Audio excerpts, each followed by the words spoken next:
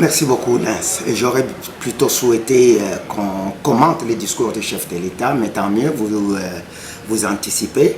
Et donc, on va devoir réfléchir et penser sur ce que le chef de l'État pourrait éventuellement dire. Et ce qu'il va dire va tourner plus autour de la sécurité, ou du moins l'insécurité qui règne en RDC. Et il va certainement essayer de bousculer l'espace international pour un appui quelconque. Il faut se dire que le Congo se trouve isolé sur cette question, où il n'a pas vraiment, où la RDC n'a pas vraiment d'alliés sûrs sur cette question.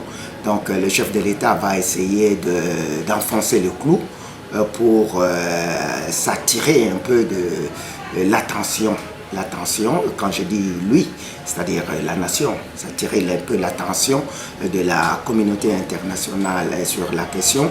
Il va certainement vanter certaines prouesses, je ne le vois pas trop, mais puisqu'il est ambitieux, il y a une sorte d'ambition pour une place à la commission de droits de l'homme, je crois, et qui nous est très contesté. Et je pense qu'il va essayer de démontrer aussi que le Congo serait le meilleur candidat là-dessus. Si vous me posez, moi la question sur cette problématique, je dirais tout de suite que c'est de la distraction. Une distraction au moment où nous avons des priorités. Une distraction du même genre que celle que nous avons connue en ces débuts de mandat, de mandat 1, où on l'a désigné président de l'Union africaine, où en réalité nous n'y avons rien tiré. Et à la suite, il s'est succédé à certaines autres organisations sous-régionales, régionales, et toujours nous n'y avons rien tiré. C'est-à-dire que pour moi, le Congo devrait à un certain moment s'arrêter, je ne dirais pas se recoquiller, mais se mettre un peu à réfléchir en interne pour repartir, rebondir, et puis essayer de gagner et mériter sa place sur l'échiquier international. Mais il va se défendre, c'est un bon parleur, et il faudra maintenant joindre la parole à l'acte. Alors il va se défendre bien sûr, mais c'est une occasion aussi de bien vendre l'image de la République, surtout en ce qui nous concerne, notamment concernant l'agression et les autres mauvais moments que nous passons. Si c'est à votre place, qu'est-ce que vous allez lui demander de dire? C'est vrai qu'il va vendre cette image-là, mais le problème ne se situe pas forcément à ce niveau. Et puisque, comme je disais, il faut joindre l'acte à la parole. Et vous allez faire un discours là-bas. Est-ce que ce discours que vous allez faire reflètera-t-il la réalité sur terrain? C'est là la grande question. Et qu'est-ce qu'il fait comme effort en interne pour consolider l'unité nationale, la cohésion nationale, qui sont des éléments très essentiels pour notre propre image à l'extérieur? Il faudrait, à mon avis, essayer de faire participer tout le monde à l'effort national pour garantir, sinon défendre la souveraineté. Et la souveraineté nationale. Et cette souveraineté est d'ordre sécuritaire, est d'ordre social, est d'ordre économique et autres.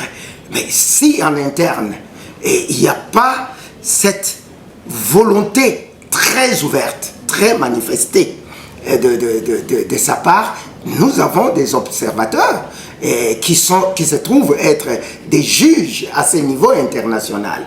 Ils vont, et il y a beaucoup de lobbies internationaux ou internationaux plutôt, qui vont dans le sens contraire des intérêts de notre pays.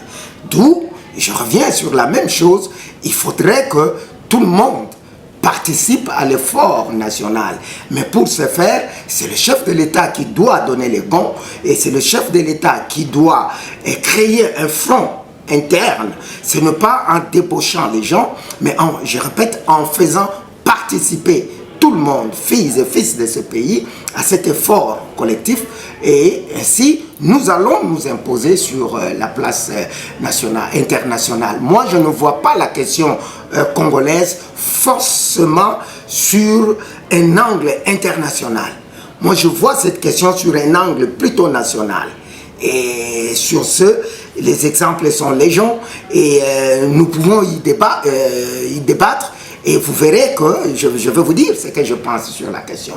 C'est-à-dire, en interne d'abord, nous devons nous organiser et cette organisation interne va s'imposer de soi au niveau externe. Alors, vous parlez d'une organisation interne, donc vous faites allusion à un dialogue inconciliable entre les Congolais, mais vous avez suivi quand même les différents avis, notamment de Martin Fayulu qui est aussi pour les dialogues. Mais la grande question, c'est par rapport à l'analyse d'Adolphe Muzito, qui donne quand même des préalables avant même la convocation de ces dialogues. Quel est votre avis? Nous nous réjouissons à la fin que, excusez-moi, que les uns les autres comprennent ce que Alerte RDC avait compris bien avant. Lorsque nous disions avant des élections qu'il ne pourrait se tenir des élections en ces temps-là, pour des raisons que nous avons évoquées, car la conséquence sera celle que nous vivons aujourd'hui. Et puisque les uns les autres sont plus concernés par le pouvoir pour le pouvoir, ils n'ont pas entendu cela de cette oreille. Alerte RDC a proposé un plan de contingence, c'est-à-dire un plan de sortie entre guillemets des crises. Mais ce plan-là, il fallait que les uns les autres puissent l'adopter, l'analyser à fond et comprendre ce qu'il disait. Mais il se trouve qu'il a manqué une volonté politique. Mais c'est celle qui semble se manifester aujourd'hui. Nous avons vu les regroupements politiques de Dr Mukwege, qui, je crois, sur la grande place publique, était le premier à en appeler. Et puis, nous avons suivi la déclaration forte du président Martin Fayulu. Et puis les langues se sont déliées dans un sens comme dans l'autre. Et puis il y a cette analyse du président Adolphe Muzito. Mais vous sentez dans cette analyse, en dépit de sa pertinence, et que d'une certaine manière, on a tendance à voir qu'il y a un peu la charrue devant le bœuf. Et la grande question, il en a posé une dizaine, mais la grande question, sinon la seule question qui vaille, à notre avis, et celle que Alerte RDC s'est posée, c'est la pertinence d'une rencontre de ce genre, des assises nationales. Est-ce nécessaire en ce moment? Mais pour répondre à cette question, il faille se poser une autre question préalable. Ça serait, quel est l'état de la nation aujourd'hui? Est-ce que la nation avance-t-elle dans le bon sens? Ou stagne-t-elle? Ou encore recule-t-elle? En répondant à cette question, en fait il y a trois en une. En répondant à cette question, on aura résolu ou répondu à la question de l'opportunité ou la pertinence d'un dialogue, appelez-le comme vous voulez, en ce moment-ci. Et si l'on s'est dit, en répondant à cette série de questions en une ou en deux, et on va définir la matière. Et cette matière avait déjà été définie par Alerte RDC dans son plan de contingence que nous allons vous partager peut-être. Mais bon, la chose est que dans les jours qui viennent, on va reviser ce plan de contingence puisqu'il avait été établi avant les élections. Et maintenant, il y a eu une sorte d'évolution de notre société. Et il faudrait qu'on s'adapte à cette évolution. Mais il est impérieux que les filles et fils de ces pays se retrouvent autour d'un d'entre eux, qui est le président de la République, parce qu'il a encore, Adolphe Muzito pose la question, en fait, il s'interroge. Je pense qu'il a déjà la réponse, c'est une grande intelligence qui est avérée. Et je sais qu'il a déjà la réponse, comme on dit, lorsqu'on pose une question, c'est qu'on a déjà ces assises. Évidemment, la réponse, eux, les politiques, ont peur de répondre parce qu'ils ne veulent pas donner du crédit à l'autre. Et nous, on est la société civile.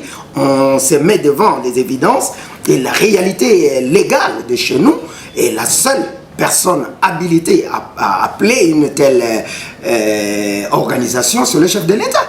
C'est lui qui a un mandat et c'est lui évoquant la nécessité et l'urgence et peut contourner positivement certaines dispositions légales pour en appeler à des assises de ce genre.